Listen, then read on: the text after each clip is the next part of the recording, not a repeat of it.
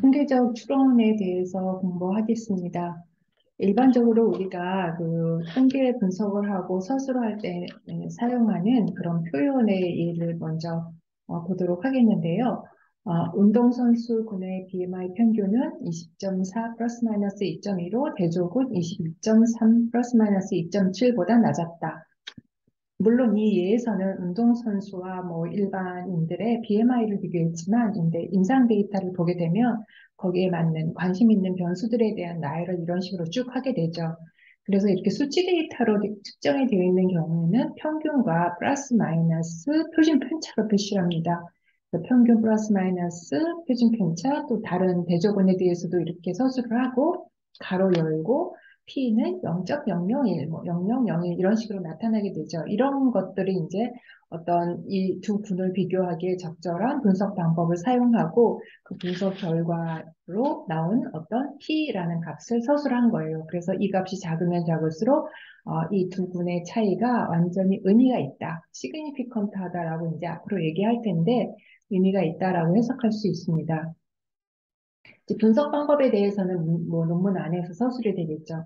그리고 이거는 T30과 T90 시점에서 구한 부위별 PCO2의 차이 비교 등 페어드 T검정을 사용하였다라고 이제 뭐 이것도 서술 방법의 일종이에요. T30이랑 T90이라는 건 30, 90이라는 건 대부분 T라는 거는 결국은 타임 포인트를 요약할 때 많이 쓰는 건데 T30과 T90 시점에서 측정한 어떤 값을 비교할 때는 동일한 그 대상자에서 30의 타임 포인트 30, 타임 포인트 90에서 측정을 한 거기 때문에 이거는 페어드 데이터로 고려해서 분석을 해서 뭐 이런 분석을 했다라는 서술을 해줍니다. 그러니까 연구를 하고 그 연구 목적을 설정하고 그 설정한 연구에 그런 어떤 가설이 맞았는가를 보려면 그 가설을 검증하기에 적절한 분석 방법을 선택하게 돼요. 그리고 이제 어떤 분석을 해서 이걸 확인했다라는 것들이 논문 안에서 Statistical Analysis라는 카테고리 안에 다 들어가게 되죠. 메소드 앤 매티리얼즈라는 섹션 안에 여러 가지가 있겠죠. 실험 연구를 하는 사람은 실험에 관한 내용들이 쭉 들어가야 되고, 마지막에는 그렇게 해서 측정한 값들을 어떤 방법으로 분석을 해서 결과를 도출했는지 할 때 통계 분석 방법이라는 그 카테고리가 패러그раф이 들어가는 거죠. 패러그раф이 들어가게 되는데 그때 이제 이런 식으로 이런 분석 방법까지 서술하면서 구체적으로 쓰게 됩니다. 그리고 첫 번째하고 지금 나오는 이런 것, 세 번째 같은 경우는 이제 분석한 결과를 요약할 때 쓰는 서술이라고 생각하면 돼요. 뇌척수액의 락토페린의 농도는 뇌척수액의 백혈구수와 양의 상관관계를 보였고, 그리고 또 가로 열고 그게 어느 정도냐 하는 수치를 보여주죠. R은 0.4499, P는 0.007. 여기서처럼 이렇게 P라는 값이 나왔어요. 그래서 P가 이렇다. 그리고 뇌척수의 단백질 농도와도 상관관계가 있었다. 똑같이 서술하는데 수치는 이제 거기에 해당하는 거, R은 0.508, P는 0.002 이런 식으로 써줘요. 그러니까 예전에는 락토페린 농도하고 백혈구는 양의 상관관계가 있다라고 하고 이제 서술을 할 수 있지만 요즘은 이런 서술이 근거 없이 서술이 돼서는 안 되는 거죠. 그래서 이제 이런 값들이 근거를 제시하는 수치가 됩니다. 그리고 이런 수치는 그거를 서술을 하는 근거가 될 수 있는 분석 방법을 적용해서 나오는 결과죠. 그리고 치료약 투여분별로 임상적 이상 반응이 발생한 경우 분류를 고려하여 피셔의 정확성 검정 또는 카이저 검정을 이용한다. 이것도 두 번째 예나 마찬가지로 통계 분석 방법을 서술할 때 사용되는 그런 문장이라고 생각할 수 있죠. 그래서 통계에는 이제 이거 다 집어넣고 하겠습니다. 통계는 기술 통계랑 추로 통계로 나눠요. 그러니까 기술 통계라는 거는 우리가 그 두 번, 첫째 주에 했던 자료를 요약하는 거를 말하는데, 자료를 요약하는 방법은 표와 그래프로 요약할 수가 있어요. 근데 추론 통계라는 거는 그것보다 이제 요약한 단계를 넘어서서 연구자가 이 자료로부터 뭔가를 알고 싶을 때 그게 맞았는지 틀렸는지를 확인하는 과정이라고 보면 돼요. 그래서 데이터를 분석해서 모집단의 특성을 과학적으로 추론하는 거야. 근데 그 모집단의 특성이라는 건 뭐냐면 연구자가 설정하는 어떤 가설이죠. 모집단이 이런 특성이 있는지를 설정하게 되는데 그것이 맞았는지를 이제 과학적으로 추론하는 거예요.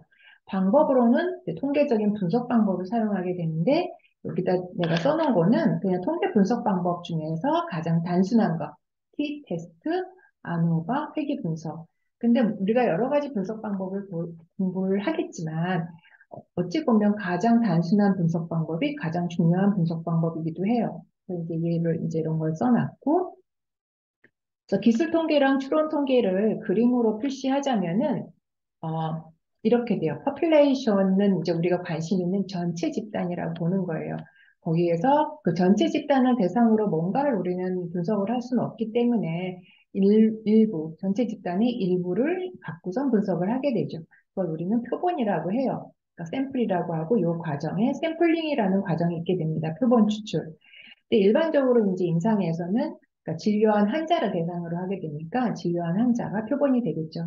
그리고 거기서 나온 샘플로부터 그 샘플이 갖고 있는 각 특성을 정리하고 요약하는 과정이 있고, 그리고 그거로부터 이제 요약한 거로도 결론을 내릴 수가 있겠죠. 그러니까 근거는 없지만 그걸 우리는 기술 통계라고 합니다. 이렇게 그림으로 박스 쳐놓은 거. 그런데 그거로부터, 그러니까 여기서 이제 어떤 탐색적으로 어떤 정보가 나와요. 그러면 그걸 내가 일반화시켜서 리포트해도 될지, 그거를 이제 추론해 보는 거예요. 그러면 여기서 나온 결과가 거꾸로 가서 이 전체에서도 그럴까 하는 의문을 갖게 되고, 그것에 대한 추론을 합니다. 이제 이게 어떤 통계적 분석 방법에 의해서, 그리고 이제 결론을 내리게 되죠. 그래서 여기에 있는 이 화살표로 표시된 이 노랗게 화살표로 된 부분을 우리는 기술 통계, 그 이후를 추론 통계라고 정의합니다. 그래서 오늘 공부할 내용을 보기 위해서는 여러 가지 그 단어들에 대한 데피니션들이 좀 있어요. 이제 그것들을 좀 보도록 할게요. 뭐 단어에 대한 거, 분포에 대한 거, 뭐 이런 것들이 좀 있어요.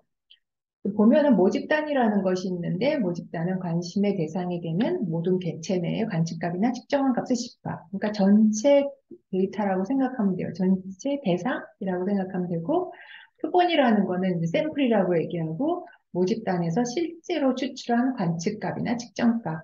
그림으로는 앞에 그린 것처럼 이렇게 있죠. 모집단을 보통 이만하게 그리고 이제 모집단은 크다는 의미예요. 거기서부터 조그만 데이터를 뽑았어요. 표본은. 그래서 이걸 표본, 이 빨갛게 표시된 걸 모집단이라고 해요. 그럼 표본의 특성을 나타내는 우리가 평균, 표준 편차 이런 거는 데이터 요약하는 데서 공부했는데 그때 표본에서의 평균과 표준 편차는 우리가 통계량이라고 얘기해요. 표본에서 나오는 통계량. 그러면 모집단에서도 마찬가지로 모집단의 평균과 표준 편차가 있겠죠. 근데 이것들은 우리가 모수라고 얘기해요. 파라메터라고 얘기하고 이제 밑에 테이블에 표시했는데 그래서 모수는 모집단의 특성을 나타내는 값들이고 그걸 파라메터라고 얘기하고 통계량이라는 거는 표본의 특성을 나타내는 거예요. 그래서 스태티스틱이라고 얘기합니다. 이때 대상은 모집단이 되고 이때는 그 표본이 되는 거죠. 표시는 그리스 로마 문자로 하고 얘는 알파벳으로 표시해요. 평균은 이건 뮤라고 있거든요. 뮤라고 하고 표준 편차 시그마. 여기서는 평균은 x하고 바. 평균 나타낼 때 위에다가 줄을 하나 긋는데 그걸 바라고 읽는다고 얘기했죠. 그리고 s는 표준 편차, 스탠다드 데비에이션의 약자라고 보면 될 거예요. 그리고 또 알아야 되는 게 정규 분포가 있어요. 정규 분포라는 건 우리가 되게 익숙해요. 그러니까 어떤 수치로 측정된 데이터들을 분포를 보려고 그리면 X축에 해당하는 건 직접 관측한 값들이죠. 그리고 Y축에 해당하는 거는 그 해당하는 관측 값들이 전체 데이터의 몇 퍼센트냐. 그러니까 relative frequency가 되는 건데, 그러니까 확률이 돼요. 그 확률을 그림으로 그린 거예요. 그렇고, 가운데가 평균이 되고, 뭐 좌우로 그 표준 편차에 의해서 디스퍼전이 결정이 되죠. 좌우로 얼마나 흩어져 있는지. 이런 걸 정규 분포라고 얘기해요. 그럼 평균은 가운데 있어서 이것이 평균이고, 그 다음에 표준 편차에 따라서 표준 편차가 크면은 이 그래프의 형태는 조금 더 통통하게 옆으로 벌어지겠죠. 표준 편차가 작으면 작을수록 평균을 중심으로 데이터가 모여 있어서 위로 쭉 올라가 있을 거예요.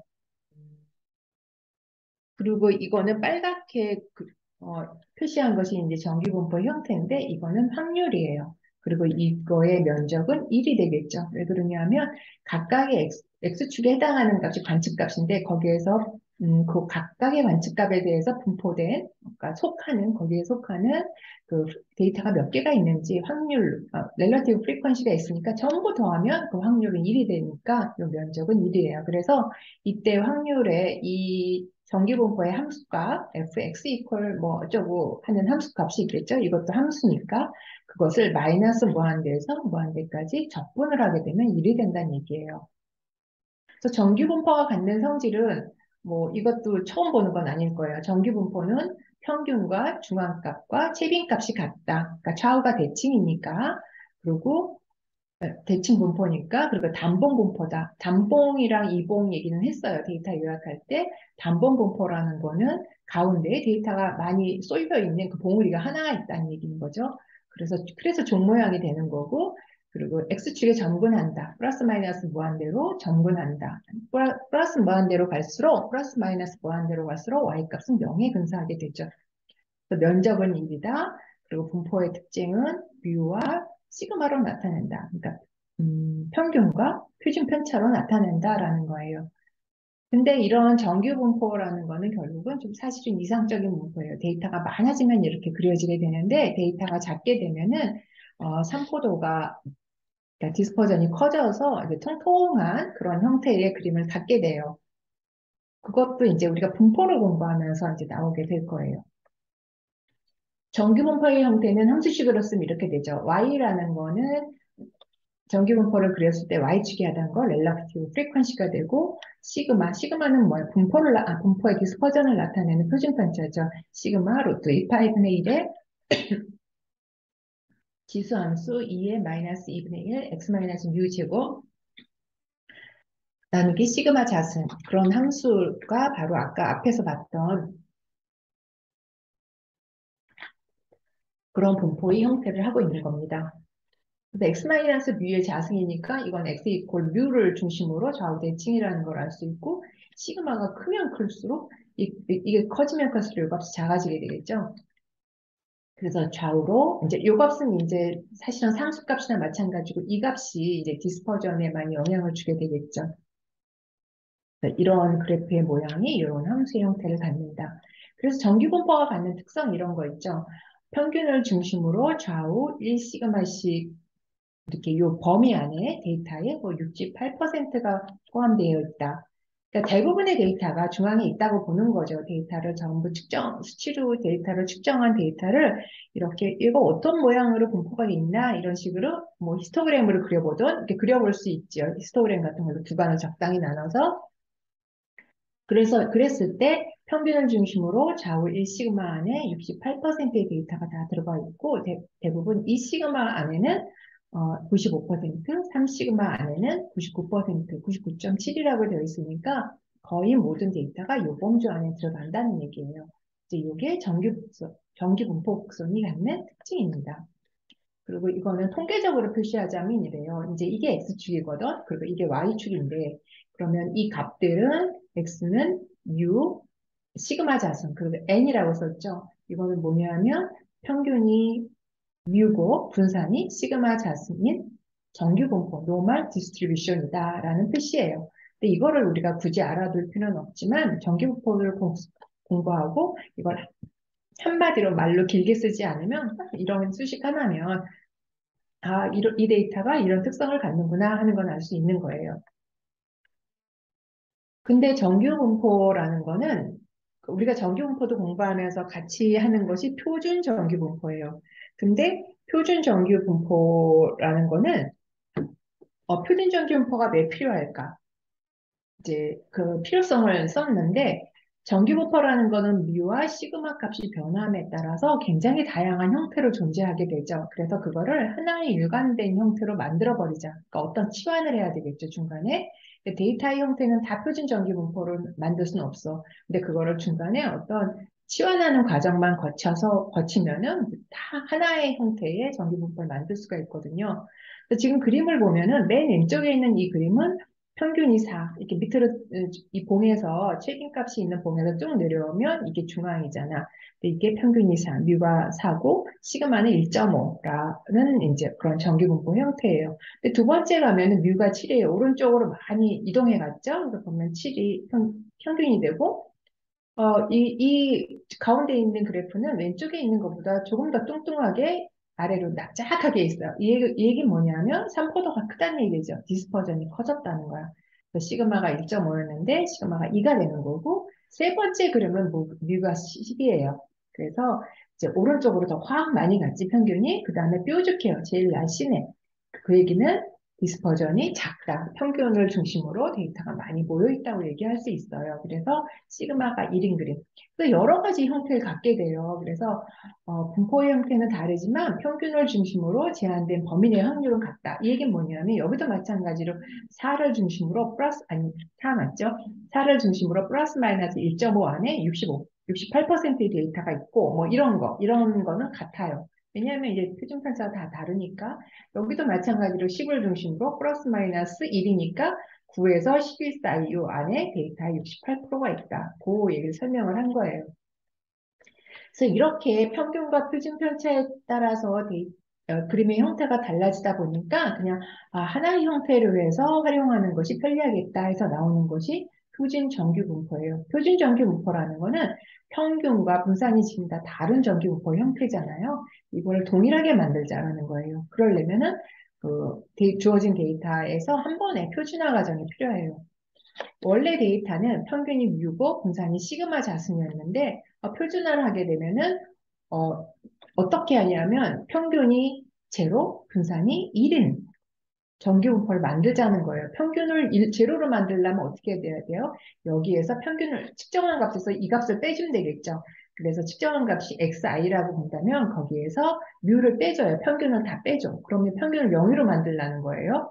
그 다음에 분산이 시그마 자승인데 나는 분산을 1로 만들고 싶어요. 그러면 이거를 시그마로 나눠주면 되죠. 그래서 제시라는 어떤 새로운 변수를 하나 만드는 거예요. 그래서 제시라는 것은 x 마이너스 뮤 나누기 시그마를 하면 됩니다. 그럼 이 제시라는 것은 평균이 제로, 분산이 1인 정규 분포가 된다 하는 거 얘기할 수 있죠. 평균이 0이고 표준 편차가 1인 정규 분포로 변환한다. 그래서 제시라는 거는 x-뮤 나누기 시그마 자승으로 지원을 했고 그것은 뭐 이런 정기분포 형태가 간단해졌죠. 아까는 뮤 시그마라고 일반적인 형태를 썼지만 여기는 0과 1이라고 쓸 수가 있어요. 그래서 대부분이 이제는 우리는 분석할 때 제수로 표시된 함수를 사용할 거예요. 그럼 표준 정규 분포로 만들게 되면 또 똑같은 내용이 여기서도 성립이 되겠죠. 평균을 중심으로 좌우 1배 표준 편차. 그러니까 여기서 표준 편차가 1이니까 플러스 마이너스 2를 한 영역 안에, 이 안에 데이터의 68%가 속하게 되고, 그리고 평균으로부터 플러스 마이너스 2를 한 이 구간 안에, 마이너스 2에서 플러스 2 안에 95% 정도의 데이터가 다 포함이 되고, 그 다음에 플러스 마이너스 3배를 한 이 구간 안에 대부분의 데이터가 포함이 된다 하는 거예요. 물론 이게 딱 맞지는 않아. 이건 아까 얘기했지만 정규 분포는 이상적인 분포예요. 데이터가 많을 때. 데이터가 많지 않을 때는 우리가 데이터 요약하는 거에서도 봤지만 오른쪽으로 끼울 수도 있고 왼쪽으로 끼울 수도 있고 위가 뾰족할 수도 있어요. 뾰족할 수가 있으면 데이터가 더 많이 모여있을 가능성이 있죠. 그래서 이제 함수의 형태는 원래는 y 이퀄 뭐 시그마 루트 2파이분의 1의 이제 이런 복잡한 식이었어요. 그랬는데 얘는 여기에서 얘가 뮤가 0이 되니까 없어지죠. 시그마가 1이 되니까 없어지죠. 여기도 시그마가 1이 되니까 없어지죠. 그러다 보니까 함수식은 y 이퀄 루트 2파이분의 1의 뭐 이런 식이 된다. 그러니까 결국은 지수함수예요. 좌우 대칭이 되는 함수 형태를 갖는다라는 거예요. 그래서 이런 것들이 지금 한 그런 어떤 몇 개의 용어에 대한 정규 분포에 대한 설명이 지금 앞으로 공부할 것에 대한 어떤 필요한 그런 정의가 될 것 같아요. 일반적으로 우리가 통계 분석을 하게 되면은 그 통계 분석 절차는 지금의 5가지 단계가 되는데 음, 이것들이 결국은 연구할 때, 통계를 적용할 때, 헷갈리지 않고, 진행하는 단계라고 보면 돼요. 일단 데이터를 모으잖아. 데이터를 모으면은, 물론 데이터를 모으기 전에 여러분들은 뭘 해야 되냐면, 연구 주제가 정해져야 되겠죠. 사실은 연구 주제 정하는 게 가장 어렵겠죠. 그 연구 주제를 정하고 나면은, 그 연구 주제를 입증하기 위한 데이터를 모으게 돼요. 그 데이터를 모으고 나면 처음에 할 거는 급하게 서둘러서 뭔가 내가 연구 목표를 세웠던 이것이 맞는지 틀렸는지를 하려고 하는 게 아니라 모은 데이터를 한번 탐색하는 거야. 그냥 들여다보는 거예요. 그게 데이터의 특성을 파악하는 거예요. 데이터 요약하는 거죠. 그래서 그것은 지난번에 한 거죠. 데이터 요약은 수치로도 할 수 있고, 그 다음에 그림으로도 할 수 있다. 그 다음에 하는 것이 이제 통계적인 추론을 적용시키는 건데, 통계적인 추론을 하기 위해서는 먼저 내가 어떤 걸 입증하고 싶으냐. 물론 연구 주제를 정하고 거기에 대한 데이터를 모았지만, 내가 이걸 갖고 어떤 질문에 대한 답을 하고 싶은지 질문에 해당이 되는 것이 가설이라고 보면 돼요.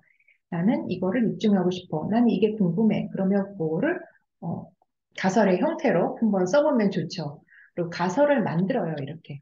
그러면 이 가설이 맞았는지 틀렸는지를 보는 분석 방법을 정해야 돼요. 가설의 형태에 따라서 이 가설이 떤 변수를 갖고 검증을 해내야 되는지 그거에 따라서 분석 방법이 결정이 돼요.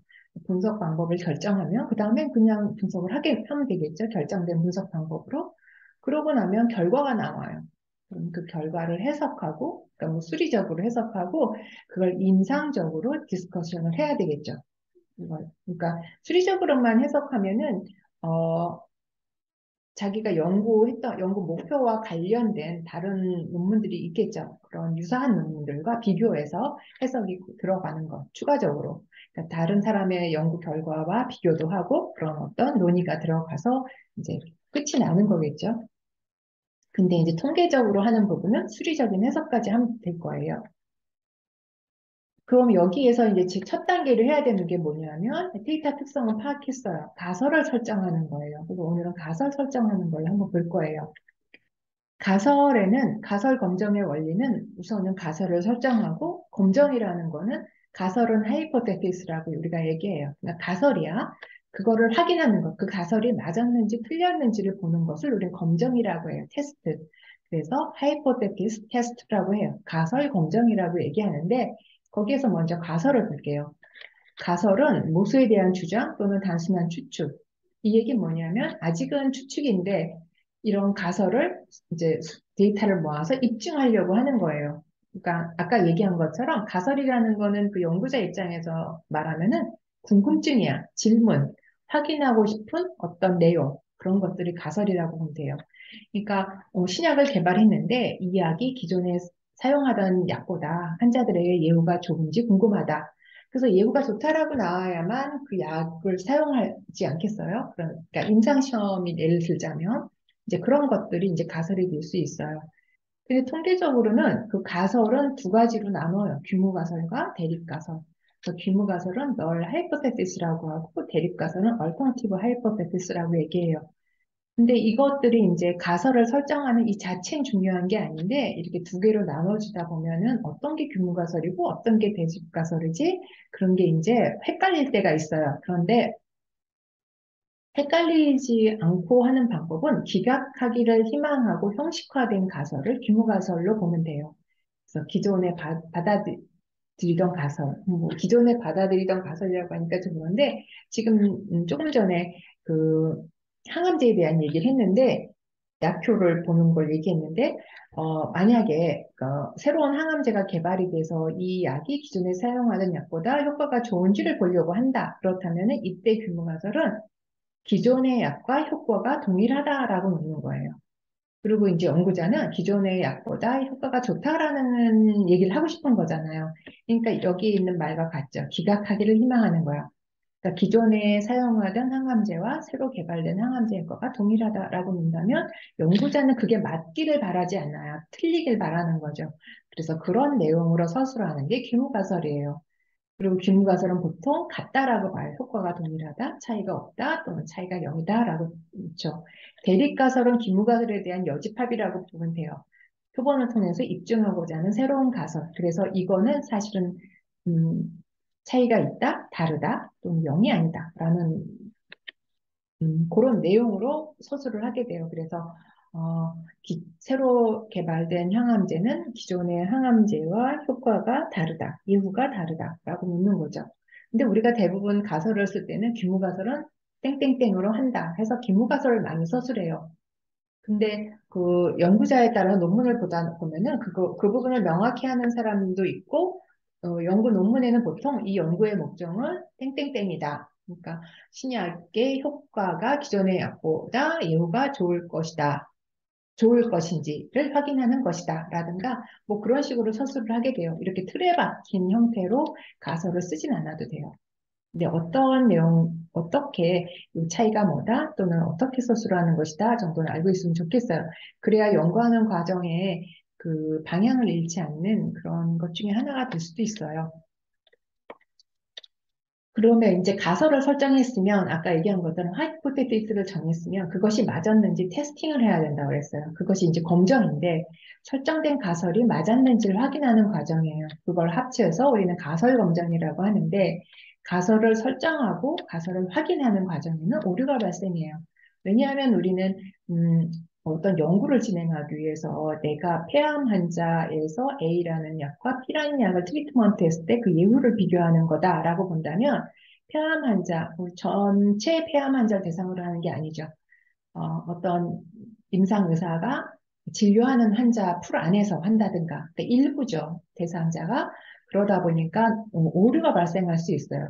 그 연구에서 나온 결정에 이게 맞지 않을 가능성이 있는 거죠. 그 오류가 발생하는데 그 오류의 종류에 대해서 또 봐야 해요. 그래서 가설을 검증할 때 발생하는 오류는 두 가지가 있어요. 이 박스 안에서 빨갛게 표시된 두 가지. 그래서 균무가설과 대립가설을 정의하는 건 얘기했어요. 균무가설은 어, 차이가 없다, 약효가 없다. 지금 내가 계속 항암제 얘기를 하는데 그게 예제가 좀 간단해요. 근데 어떤 연구에라도 이렇게 빗대서 할 수가 다 있어요. 그래서 균무가설이 참일 경우, 대립가설이 참인 경우가 있겠죠. 진실은 모르지만 진실은 있다라고 보는 거예요. 그리고 가설을 설정했어요. 근데 규모가설이 맞았다는 결론이 났어요. 분석 결과. 그러면 규모가설이 맞았는데, 규모가설을 맞았다고 한다면 이건 옳은 결정이죠. 근데 규모가설이 맞았는데, 분석한 결과는 대립가설을 맞았다고 할 가능성이 있죠. 근데 이거는 모르는 거예요. 그냥 그럴 경우가 있을 것이다라고 보는 거예요. 그래서 대립가설을 맞았다고 하는 건 잘못된 결정이거든요. 그거를 우리는 제1종 오류라고 얘기해요. 타입 1 에러라고도 얘기해요. 여러분들이 논문을 쓸 때는 그러니까 뭐 1.5를 이런 식으로 나쓰죠. 대부분 이제 뭐 SCI 논문을 쓰게 되니까 타입 1 에러에 해당되는 거예요. 그리고 이걸 우리는 알파라고 얘기해요. 또는 위 수준이라고 얘기해요. significance level. 벌써 여러분들이 다른 논문을 리뷰하고 그러는 과정에서는 significance level이라는 것도 많이 용어를 들은 경우가 있을 거예요. 그럼 이거는 significance level이 되는 거예요. 그다음에 또 이쪽으로 가서 대립가설이 참이에요. 그런데 분석한 결과 규모가설을 맞았다는 결과가 나왔어요. 그럼 이것도 잘못된 선택이죠. 이거는 우리가 이종 오류라고 하고 베타라고 써요.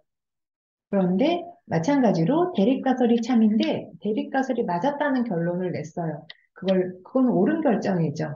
그러면 요 부분의 확률이 1인데 이게 참일 때 이걸 선택하든 선택하지 않든 그 확률은 1로 나눠 갖는 거잖아요. 그러니까 두 개를 합하면 1이니까 옳은 결정을 할 확률은 1-베타가 되죠. 얘가 만약에 베타라면 이 1-베타라는 거를 우리는 검정력이라고 얘기해요. 정의할 때 통계적 검정력, 파워라고 얘기해요. 이런 용어들은 앞으로 연구를 진행하는 과정에 지금은 딱 이렇게 받아들여지 않는다 하더라도 연구하는 도중에 굉장히 반복적으로 나오는 용어들이 될 거예요. 어, 통계 분석을 해서 이제 추가해서 논문을 쓰게 되면은 다 이렇게 기본적으로 이제 사용해야 되는 용어들이고 그래서 일정 오류를 다시 지금 내가 얘기한 걸 풀었었어요. 제 일정 오류는 알파라고 쓰고 실제로 차이가 없는데 차이가 있다라고 결론 낼 확률을 말하고 차이가 있다라고 결론 낸다는 건 뭐예요? H0는 이제 규모가설을 H0가 표시했는데 규모가설을 틀렸다고 하는 거죠. 틀렸다고 하는 걸 우리는 리젝트 한다고 얘기해요. H0를 리젝트한 오류. 이거를 우리는 유의 수준이라고 얘기한다. 유의 수준을 영어로 쓰면 그게 significance 레벨이에요. 그리고 이종 오류는 베타인데 실제로 차이가 있는데 차이가 없다라고 하는 결론. 그러면 H1이 참인데, 그러니까 약효가 있는데 신약이 예전 약보다 효과가 더 좋은데 동일하다라고 결론을 내리는 오류. 뭐 예를 들어서 그래서 H1을 기각하는 오류다라고 정의한 거예요. 그러면 오류를 지금 얘기한 거를 다시 또 이 슬라이드에서 적용했는데 예를 들어서 신약을 개발하고 기존에 사용하던 약과 효능을 비교하는 경우에 규문가설은 두 약의 효과의 차이가 없다라고 설정을 해요. 대립가설은 그거와 이제 여집합 두 약의 효과는 차이가 있다라고 해요. 그럼 표시하는 방법은 이제 뭐 이런 식으로 쓴다. 이거는 알파, 여기서 나타나는 오류는 알파, 여기가 아니죠. 그래서 D1.5류라는 거는 차이가 없는데 차이가 있다라고 하는 거예요. 이제 여기 확률, P라는 건 확률이고 가로 열고 쓴 거는 실제로는 차이가 없는데 차이가 있다라고 했다는 약속이에요. 이런 표시를 하거든요.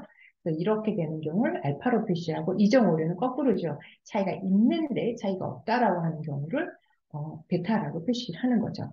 그럼 알파, 베타를 어떻게 정할 것인가? 처음 연구한 사람들은 그것도 고민돼요.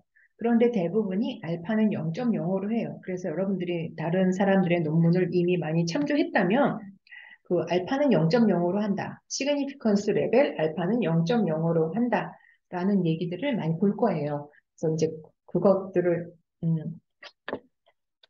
근데 알파, 베타를 이제 정의하는데 만약에 내가 연구의 특성에 따라서 알파, 베타를 연구자가 좀 조절할 수 있어요. 그렇다고 해서 오류를 범할 확률을 크게 하는 건 좋지 않아요. 오류는 범하지 않도록 하는 게 좋은 거니까 알파나 베타나 다 작으면 좋아요. 그런데 특별한 환경에서 내가 베타를 더 작게 하겠다 할 수도 있는 거니까 이제 그런 거를 비교해보면 이래요. 그러니까 신약을 개발하는 걸 예를 들어서 이것도 그러니까 항암제를 개발하는데 그러니까 신약을 개발한 경우 알파, 베타를 같게 놓는 건, 알파는 뭐냐면 약효가 없는데 약효가 있다라는 거예요. 약효가 없는데 약효가 있다라고 하는 오류는 작아야 되겠죠. 그리고 이거는 또 마찬가지로 약효가 있는데 없다라고 한 거예요. 그럴 경우는 치료군이나 비교군이 다 새로운 치료 방법이에요. 그리고 처치 비용도 비슷하고 두 개 다 위험도도 비슷해. 그러면 알파, 베타를 동일하게 놔도 문제가 없어요. 그런데 만약에 베타를 작게 해야 된다. 베타가 작게 한다는 게 알파가 크다는 의미보다는 베타를 작게 한다는 거에 의미를 두세요. 베타를 작게 한다는 거는 뭐냐 하면은, 신약의 효과가 있는데 없다라고, 아니야. 신약의 효과가 있는데 없다라고 하는 확률을 작게 하는 거예요. 이거 알파라는 건, 이거 알파를 기준으로 하는 게 해석이 더 쉽겠네요. 알파를 기준으로 하는 거는 신약의 효과가 없는데 있다라고 할 확률을 크게 한 거야. 그러면 치료군이라는 건 뭐냐면 새로 만든 신약의 비용이 저렴해. 저렴한 거는 약효가 없는데 있다라고 해도 크게 문제가 되지 않는다는 거죠. 그리고 적용하고 싶고, 그리고 심각한 부작용도 없어요. 그리고 특별히 지금 현재 사용하는 비교군이 효과가 별로 없어. 그럴 때는 효과가 없는데도 있다라고 하는 확률을 조금 크게 해도 문제가 되지 않는다는 거예요. 그런데 아래는 거꾸로죠. 효과가 없는데 효과가 있다라고 하면은 위험한 경우가 있어요. 그럴 때는 알파를 되게 작게 해줘야 되겠죠. 치료 방법이 새로운 방법이고 돈도 많이 들어요. 그리고 부작용도 심각해. 그리고 이미 사용하고 있는 방법이 그렇게 나쁘지 않아요. 그래서 뭐 그리고 나쁘지 않고 지금 사용하는 효과도 괜찮고 안전하고 그래요. 근데 새로운 약은 돈도 많이 들고 심각한 부작용도 있어. 그렇다면은 이거는 약효가 있는데 약효가 없는데 약효가 있다라고 하는 확률을 줄여줘야 된다는 얘기예요. 그래서 이거는 연구 내용에 따라서 많이 달라져요. 그런데 지금 내가 설명한 거는 항암제 약을 개발하는 거에 대해서 얘기를 한 거예요. 항암제뿐 아니라 모든 약제가 그렇겠죠. 약제는 그 부작용이 있을 테니까 부작용이 큰 거는 가능한 한 효과가 없는데 있다라고 해서는 효과가 있다라고 결론 내서는 안 된다는 거예요. 그래서 거기에 해당하는 오류의 값을 줄여줘야 된다. 이런 의미로 제가 이런 슬라이드 한 장을 추가했습니다. 그럼 이제 가설 검정하는 방법을 보도록 할게요.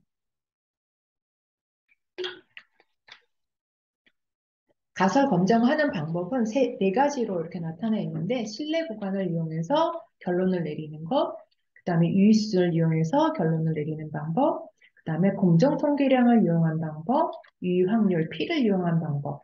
이 두 개는 사실은 세트예요. 그리고 얘도 결국은 세트야. 왜냐하면 검정 통계량이라는 건 어떤 통계 분석을 해서 나오는 값으로 결정을 내린다는 건데 그 값이 해당하는 확률이 바로 유의 확률이에요. 그러니까 이거는 X축에 해당하는 어떤 값을 기준으로 하겠다. 이거는 X축에 해당하는 어떤 값에 해당하는 확률을 가지고 하겠다. 뭐 이런 의미로 보면 돼요.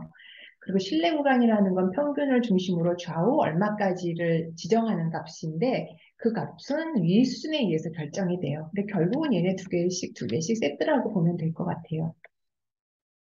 그리고 어떤 통계 패키지를 사용해서 분석을 하든 저 앞에 있는 네 가지의 이런 결과는 다 결과물로 주고 있어요. 그러니까 결과가 나오게 되면 실내 구간도 보고 한번 아웃풋이 나오면 유의 수준 우리가 이미 정하고 연구에 들어가니까 유의 수준은 있고 실내 구간을 보고 그다음에 검정 통계량으로도 한번 보고 거기에 대한 필요도 한번 보고 이렇게 다 볼 수가 있어야 돼요. 실내 구간을 이용해서 가설 검정하는 방법은 한번 예를 보여줄게요. 특정 치약의 미백 효과를 측정한 수치의 평균이 10이라고 가정했어요. 그랬는데 그거를 10이라고 가정했는데 10이냐? 특정 치약의 미백 효과를 측정한 수치가 10이냐? 특정 치약의 미백 효과가 10이냐? 간단히 점점 간단히 제가 얘기를 하고 있는데 를 확인하고 싶어. 그래서 어떤 ABC 세 사람한테 데이터를 모아서 해보라고 했다고 가정을 해요. 근데 이걸 하기 전에 우리가 세워야 되는 가설은 이건 거죠. 규모 가설은 평균 미백 효과는 10이야. 그럼 대립 가설은 그렇지 않아. 이런 가설을 세웠어요. 그래서 A, B, C 각각 거기에 해당하는 데이터를 모아서 한번 해보자 했더니 A라는 사람이 데이터를 모았더니 평균이 10.2. 그걸 기준으로 해서 신뢰 구간이 9.8에서 10.6. B라는 사람이 모은 데이터에서 나온 평균은 10.5. 그리고 신뢰 구간은 10.1에서 10.9. 그다음에 C라는 사람이 데이터를 모아서 한 결과는 평균은 10.9, 표준 편차가 아니라 신뢰 구간은 10.5에서 11.3이에요. 그러면 이 각각이 내리는 결론이 달라지겠죠. 어떻게 될까요? A라는 사람이 내리는 결론은 이 구간 안에 여기서 가설에서 설정한 10이 포함되어 있어요. 그렇다면 이게 맞았다는 얘기죠. 그래서 결론은 이거 맞았다. H0를 선택해요. 이거 내가 저기 다른 값을 갖다 놓았네요. 그래서 이 경우에는 A 결과로는 미백 효과는 10이다라는 결론을 내릴 수가 있고 B나 C 같은 경우에는 10.1에서 10.9에는 10이 포함되지 않아요. 그러니까 이게 틀렸다라고 얘기할 수 있죠. 그러니까 미백 효과는 10이 아니다. 그 다음에 C도 마찬가지로 10.5에서 11.3이에요. 그러니까 미백 효과는 10이 아니다라는 결론을 낼 수가 있어요. 그래서 그러니까 신뢰 구간이 모수를 포함하면 H0를 선택하고 기무가설이 맞았다고 얘기하고 얘가 모수를 포함하지 않으면 H1을 선택한다라는 거예요. 신뢰 구간으로 할 때는. 근데 이 신뢰 구간은 결국은 평균 플러스 마이너스 표준 편차가 들어가게 되죠. 근데 사실은 표준 편차를 단순하게 넣는 게 아니라 조금 더 복잡한 공식이 들어가요. 거기에 들어가는 것 중에 하나가 아까 1.56 유의수준이라는 것을 포함해서 신뢰 구간을 계산하게 돼요. 지금 여기 그림에서 이제 전기분포 안에서 실내 구간을 표시해 본 거예요. 빨간색은 이제 10을 포함하니까 이렇게 실내 구간이 되고 파란색은 10을 포함하지 않고 녹색도 10을 포함하지 않죠. 그래서 이 세 사람의 연구 결과로는 이 가설에 대해서 다른 결과를 낸다는 거예요. 그래서 실내 구간을 이용하는 결과는 그렇게 할 수가 있다. 그 다음에 유의 수준을 이용한 가설 검정인데 유의 수준 조금 전에 얘기했지만 일정 오류예요. 그러니까 오류를 범할 확률이 크다. 그러니까 일정 오류가 크면 클수록 신뢰 구간은 좁아지는 거죠. 신뢰 구간이 좁으면 좁을수록 H0, 그러니까 규모 가설이 틀렸다고 할 가능성이 커지죠. 그 안에 그러니까 이 그림을 볼게요. 신뢰 구간이 이렇게 된 경우랑 이렇게 된 경우랑 이렇게 된 경우, 이 신뢰 구간이 작은 경우는 뭐예요? 오류를 범할 확률이 크죠. 이 바깥에 데이터가 있을 가능성이 더 많은 거잖아요. 그러니까 요 안에 딱 들어와야 그 차이가 없다라는 가설을 만족할 텐데 바깥으로 나갈 가능성이 많기 때문에 이거 유의 수준이 큰 경우 그다음에 오류를 범할 확률 그러니까 유의 수준이 작을수록 신뢰 구간은 넓어져요. 그래서 신뢰 구간과 유의 수준은 이런 관계가 있다. 여기 빨간 걸로 표시한 거 보면 유의 수준이 클수록 신뢰 구간은 작아지고 잘못된 결론을 내릴 확률이 커진다. 그리고 유의 수준이 작을수록 작다는 건 오류를 범할 확률이 작은 거죠. 신뢰 구간이 넓어지고 잘못된 결론을 내릴 확률은 작다. 신뢰 구간을 넓게 한다는 거는 오류를 범할 확률이 적죠. 근데 다 장단점이 있는 거예요. 그러니까 유의 수준을 이용한 가설 검증을 앞에서 있는 걸 다시 한 번 더 썼는데 유의수준 알파가 작아지면 실내 구간이 넓어지고 넓어지니까 H0를 맞았다고 할 가능성이 크고 유의수준이 커지면 실내 구간은 좁아져요. 유의수준이 커진다는 건 오류를 범할 확률이 커지면 실내 구간이 좁아져서 H0를 선택하지 않을 가능성이 커지는 거다. 그래서 이제 이번 표시를 또 했습니다. 실내 구간이라는 건 결국은 여기에요. 파란 요 구간. 그래서 우리가 유의수준을 5%다, 5%를 한다. 그러면은 정규 분포 안에서 5%에 해당하는 양쪽을 2.5%씩 나눠서 이쪽을 우리는 기강력이라고 설정해요. 어떤 분석에서 나온 수치가 요 안으로 들어가게 되면 우리는 규모 가설을 틀렸다고 보게 됩니다. 그리고 요건 확률이고, 그래서 합하면 5%가 되는 거고, 여기 확률에 해당하는 2.5%, 2.5%에 해당하는 X축 값을 구할 수 있겠죠. 물론 이거를 연구자가 구하는 건 아니에요. 다 프로그램에서 해주는 거예요. 이 정규분포라는 이런 곡선은 우리가 면적이 있으라고 하지만 우리가 이거를 손으로 구할 수는 없는 거죠. 이건 적분인데 그런 걸 마찬가지 프로그램이 해주듯이 마찬가지로 유의수준이 정해지면은 요게 인계값은 자동으로 정해져요. 그래서 자동으로 이 값이 정해지고 그 다음에 이 여기 분홍색으로 된 거는 요 인계값에 대한 확률이거든요. 이 확률은 우리가 연구 진행할 때 처음에 설정하는 제1.56 또는 유의 수준 0.05%에 해당되는 거죠. 그 이 안에 들어가게 되면 채택력 여기 안에 들어가게 되면 규모가설 맞았다고 보는 거고 이 핑크색 구간으로 가게 되면 규모가설은 틀렸다라고 보게 되는 거예요. 그래서 예를 들어서 뭐 어떤 약효를 구하는 게 아까처럼 약의 예후를 볼 때 생존 시간을 뭐 길어지면 예후가 좋다라고 얘기하는데 그 기존에 사용하던 약과 현재 새로운 신약과의 그러니까 생존 시간을 비교해서 약효를 보는 어떤 척도는 많이 있겠지만 뭐 생존율로 볼 수가 있는데 거기서 생존율의 차이를 이제 본 어떤 수치, 그게 이제 통계적 분석에서 나온 값이 여기에 속할 수도 있고, 양쪽으로, 극단으로 속할 수도 있고, 여기에 속할 수도 있거든요. 통계 분석에서. 근데 여기에 속하게 되면 그건 차이가 없는 걸로 보겠다는 얘기인 거고, 이 핑크색 라인, X축에 해당하는 값, 열로 들어가면 차이가 있다라고 보는 거예요. 그리고 이제 그걸 우리가 확률로 보겠다, 그러면 이 X축 값을 비교하는 게 아니라 여기에 면적으로 보는 거죠. 만약에 우리가 분석에서 나온 어떤 값이 요쯤에 속한다. 그럼 확률이 작아지겠죠. 0.05보다 밖에 있으면. 그럴 때도 똑같은 원리로 기문가설을 틀렸다라고 보게 되는 거죠. 지금은 이제 가설 검정 두 번째 유의 수준을 이용한 검정이니까 여기까지 얘기하고 뒤에 이제 검정 통계량에 대해서 나오니까 여기에서 예제를 보여줄게요. 가설 검정 세 번째 방법은 검정 통계량을 이용한 가설 검정이에요. 그래서 검정 통계량이라는 건 검정 통계량, 테스트, 스태티스틱이에요. 테스트라는 거는 뭔가를 테스트를 해서 나오는 값이거든요. 그때 사용하는 게 우리가 통계적인 분석 방법, 여러 가지 분석 방법이 있는데 거기에서 계산에 의해서 나오는 값을 우리는 검정 통계량이라고 얘기해요. 검정 통계량으로 사용되는 값으로는 뭐 예를 들어서 TF 카이스퀘어를 썼어요. 이 각각의 이제 통계 분석 방법이고 거기서 나온 통계치를 우리는 T값, 뭐 F값, 카이스퀘어 값, 뭐 이런 말로 얘기해요. 그리고 거기에 해당하는 확률을 유의 확률 P라고 얘기해요. 아까는 알파라는 건 유의 수준이었지. 근데 여기서는 유의 확률, 시그니피컨스 레벨이었지만 아까는 이거는 그냥 P 밸류라고 얘기해요. 그래서 이 값을 가지고 이제 결론을 내리게 돼요. 가설에 대한. 그래서 기각력이라는 건 규모가설 H0를 기각하게 되는 검정 통계량이 갖는 값이 어디에 있느냐 하는 거죠.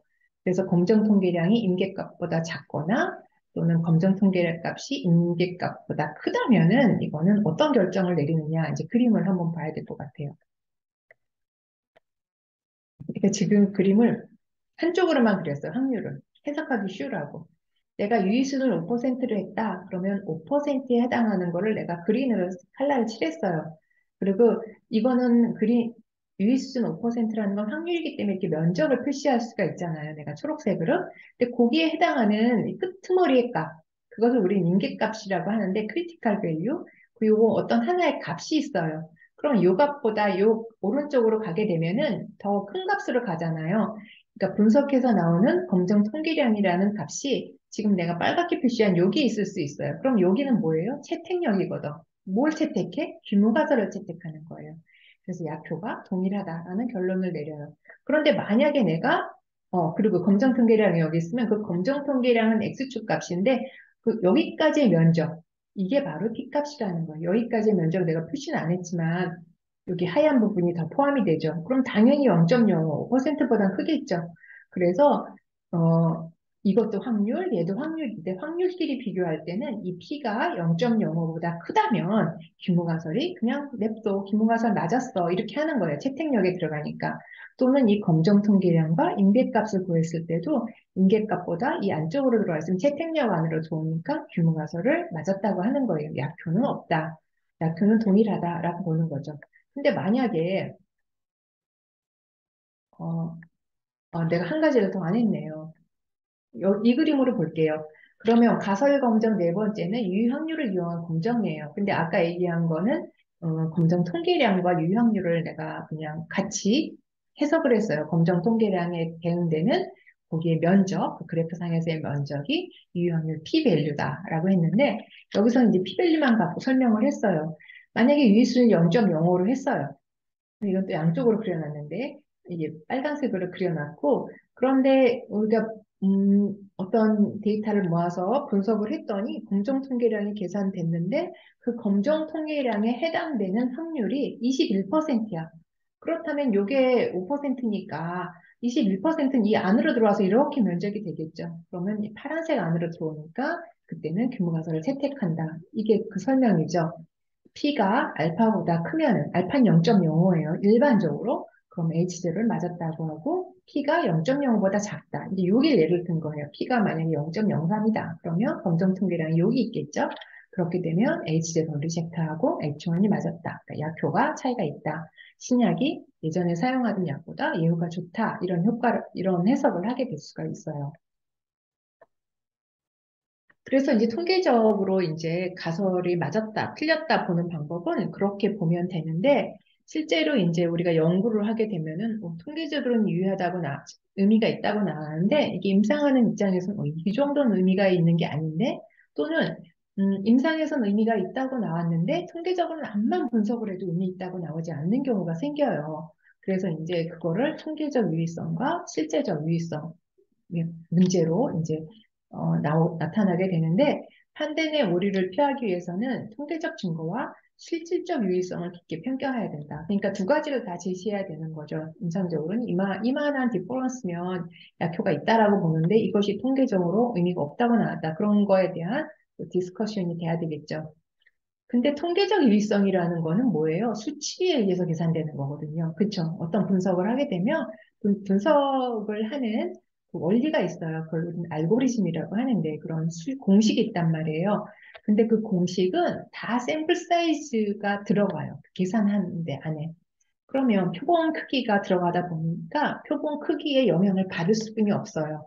그래서 표본이 너무 작게 되면은 임상적으로는 차이가 확실히 있는데 수리적으로는 차이가 없다고 나옵니다. 표본이 작으면 그렇게 결과가 나오게 돼요. 이건 우리가 충분히 이제 분석에 대한 각 분석 방법에 대한 수식을 공부하면서 원리를 알려줄 거예요. 근데 표본이 너무 커, 너무 크면은 임상적으로는 의미가 없는데 차이가 있다라고 나오는 거예요. 뭐 이런 두 가지가 이제 문제가 생겨요. 그래서 여기 연구를 할 때 표본이 크면 무조건 좋은 줄 아는데 꼭 그렇지 않아요. 표본이 크면은 아무 의미 없는 것, 실제로는 아주 작은 차이인데 그게 통계적으로 굉장히 의미가 있게 나오는 경우가 있기 때문에 이제 연구자들이 대부분인 그런 관계를 다 알아요. 그래서 우리가 이제 해야 되는 것은 적절한 표본의 개수를 구하는 것이 중요하다는 거예요. 우리가 어떤 연구 목적에 따라서 어, 어, 이 연구를 하기 위해서는 적절한 샘플 사이즈가 얼마인가. 그래서 요즘 논문은 샘플 사이즈 계산하는 과정이 다 들어가죠. 이제 그런 것들에 대해서 조금씩은 언급을 하도록 하겠습니다. 아까 구간 추정할 때, 구간 추정을 해서 그 가설 검정할 때, 아, 평균을 중심으로 뭐 표준 편차 1배, 2배 뭐 이런 식으로 했는데 사실은 그건 좀 간단한 거고 유의 수준에 영향을 받아요. 그래서 이건 유의 수준을 반으로 나눈 건데 대부분의 유의 수준을 0.05라고 한다면 그걸 양쪽으로 2.5%씩 나눠서 이런 어떤 인계값이 들어가고 표준 편차를 곱하는 게 아니라 표준 오차라는 걸 곱해요. 이제 보면은 그럼 평균을 중심으로 하는 건 맞죠? 그리고 임계값이 들어가고, 그 다음에 표준 오차가 들어가요. 여기에 표본이, 보통 우리가 데이터의 개수를 나타낼 때는 알파벳 N을 많이 쓰거든요. 이게 샘플 사이즈예요. 스퀘어 루트 샘플 사이즈에 시그마는 표준 편차거든. 그러니까 우리가 단순하게 처음에 정기분포의 특성을 나타낼 때는 평균으로부터 한 배의 표준 편차 구간의 68%, 두 배의 표준 편차 구간의 95% 그랬는데 구체적으로 쓰자면은 이제 이런 형태가 되는 거예요. 그래서 표본의 크기에 영향을 많이 받게 돼요. 그리고 물론 유의수준의 영향도 받게 되죠. 그것에 의해서 규모가설이 맞았다, 틀렸다 하는데 영향을 줄 수가 있어요. 예를 들어서 이제 이걸 하나 해볼게요. 구간 추정의 예인데 어떤 보건학자가 초등학교 1학년 여자아이들의 평균 키가 103인지 알고 싶다. 단순한 가설이에요. 그래서 가설은 여자 초등학교 1학년생 평균 키는 103이다 라고 지정을 했어요. 그리고 이제 이걸 알아보기 위해서 학생들 10명을 이제 임의로 선택해서 측정을 했어요. 그랬더니 그걸 가지고서 평균과 편차를 냈더니 평균은 97.4, 표준 편차는 9.2였다는 거예요. 9.2였다는 얘기죠. 요 수식으로 보면은 그래서 평균 플러스 마이너스 유의 수준을 5%로 한다 그랬죠. 그러니까 0.05인데 그걸 반으로 나눈 그 양쪽으로 이제 그래프상에서 양쪽으로 2.5%씩 하는 지점의 인계값. 그래서 우리는 T0.025라는 표시를 쓰게 되는데 거기에다 표준 편차 나누기 데이터 개수의 스퀘어 루트 값. 그랬더니 계산된 값이 90.8에서 104라는 값이 나온 거예요. 그러니까 이렇게 나왔죠? 신뢰 구간이 그렇다면 이 가설이 맞았는지 틀렸는지 어떻게 해석을 하겠어요? 여기서 가설에서 설정한 103이 이 신뢰 구간에 들어와 있단 말이죠. 그러니까 이 학자의 말은 맞았다라는 거죠. 초등학교 1학년 학생의 평균 키는 103이다 라고 얘기할 수가 있죠. 그림으로 보자면 이렇게 돼요. 실내 구간은 90.8에서 104. 가설이 위치하는 거는 여기에요. 채택역 안에 있는 거죠. 만약에 이 가설이 만약에 105다 또는 뭐 여기가 작았다. 그렇다면 가설이 만족이 되지 않겠지만 지금 현재는 실내 구간, 구해진 실내 구간에 포함이 되기 때문에 초등학교 1학년 여학생의 키는 103이다 라고 할 수가 있어요. 그리고 두 번째 예는 검정 통계량을 이용한 가설 검정이에요. 이건 이제 좀 약간의 완전 분석을 하는 건 아닌데 검정 통계량을 구하는 그런 공식은 조금 나올 거예요. 비타민 C의 감기 예방 효과를 보는 거예요. 그래서 처리 집단은 200명을 무작위로 100명씩 200명을 무작위로 100명씩 나눴어요. 그래서 100명한테는 매일 비타민 2000mg을 주고 나머지 그룹 100명에게는 매일 플라시보를 준 거예요. 그러고 나서 얼마간 추적했다는 얘기는 없는데 이제 간단하게 문제를 그냥 요약했어요. 실험 기간이 끝난 후 감기에 걸린 횟수를 측정했어요. 그랬더니 처리 집단과 통제 집단, 그러니까 케이스 컨트롤 스터디죠. 그래서 평균은 2.3에 표준 편차는 3.1, 그리고 플라시보를 먹은 집단은 평균은 2.6, 표준 편차는 2.9예요. 그렇다면 우리가 이걸로부터 약식으로 검정 통계량을 구해볼 수가 있어요. 뭐 어떤 분석을 한 건 아니고 그냥 구해보면 어떻게 구하냐면은 두 평균의 차이가 통계적으로 유의한가 볼 거예요. 지금 탐색적으로는 2.3회, 2.6회라서 플라시보를 먹은 집단이 0.3회만큼 더 감기가 많이 발생하긴 했어요. 그런데 이거를 이제 근거를 제시하기 위해서 분석을 해볼 거예요. 이때 규모 가설은 두 집단에는 차이가 없다. 즉, 비타민 C는 감기 예방 효과가 없다라는 거예요. 그럴 때 여기로부터 구할 수 있는 검정 통계량은 두 집단에서의 감기에 걸린 평균의 차이예요. 관측된 차이하고 기대된 차이. 관측된 차이는 얼마예요? 0.3이지. 기대된 차이는 감기 차이가 없다고 했으니까 얼마여야 돼요? 0이어야 되죠. 그러니까 0.3 마이너스 0이 돼요. 그 다음에 밑에 분모에 뭐가 들어가냐면 관측된 차이에 표준 오차가 들어가줘야 돼요. 관측된 차이에 대한 표준 오차. 그럼 이 값은 어떻게 계산하는지 한번 볼게요. 두 평균의 차이는 0.3이에요. 그러니까 여기 0.3이 들어갈 거고 기대된 차이는 0이 들어가고 처리 집단의 표준 오차가 얼마냐면 3.1 나누기 루트 100. 그죠? 3.1이 표준 편차인데 루트 100 하면 표준 오차는 아까 저기 샘플 사이즈의 스퀘어 루트 값으로 나눈다고 그랬어요. 그래서 0.31 컨트롤 집단의 표준 오차는 2.9. 그래서 이 두 개에 대한 풀스 그러니까 합동 표준 오차는 각각을 제곱해서 서메이션해서 루트를 씌워요. 그래서 0.42. 그러니까 이렇게 계산이 되면 여기서 나온 공정 통계량은 0.7이라는 값이 나와요. 마이너스 0.7.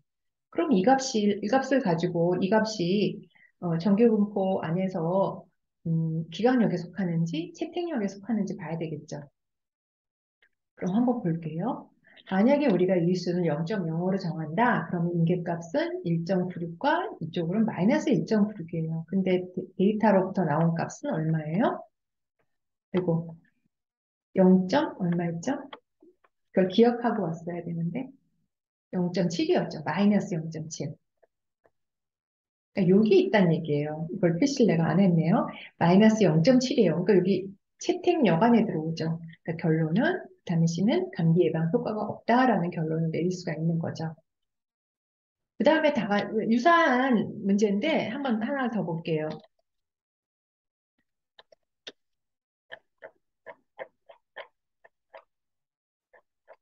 이거는 2010년과 2014년도 고등학교 1학년 학생들이 수학시험 점수를 비교해서 애들 수학 성적이 향상됐는지 뭐 이런 거를 보려고 해요.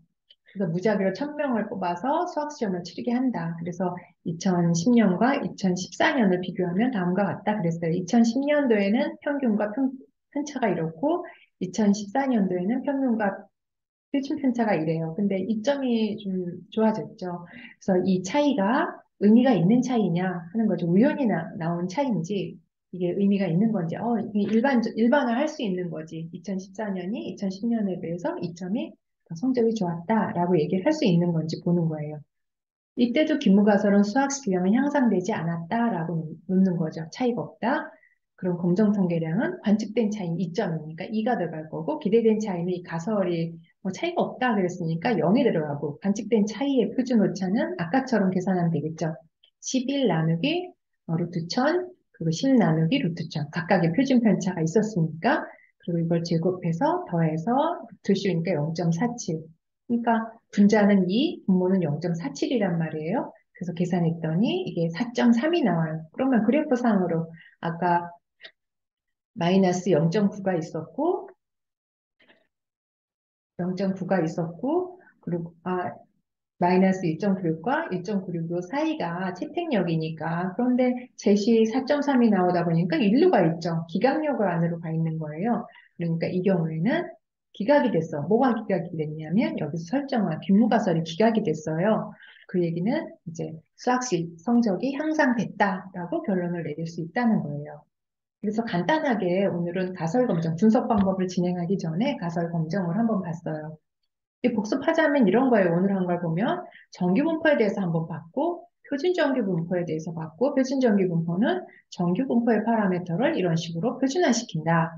가설에 대한 얘기를 했을 때는 규모가설과 대립가설이 있는데 규모가설은 연구자가 리젝트하고 싶은 가설이에요. 그런 의도가 있는 거예요. 약효가 있다. 뭐 신약을 개발한다. 그렇다면 약효가 있다라는 가설을 입증하고 싶은데 그때 규모가설은 약효가 없다라는 식으로 리젝트하고 싶은 내용을 하니까 그다음에 가설을 검증하는 과정에는 오류가 발생하는데 제1종 오류, 2종 오류에 대한 설명을 했어요.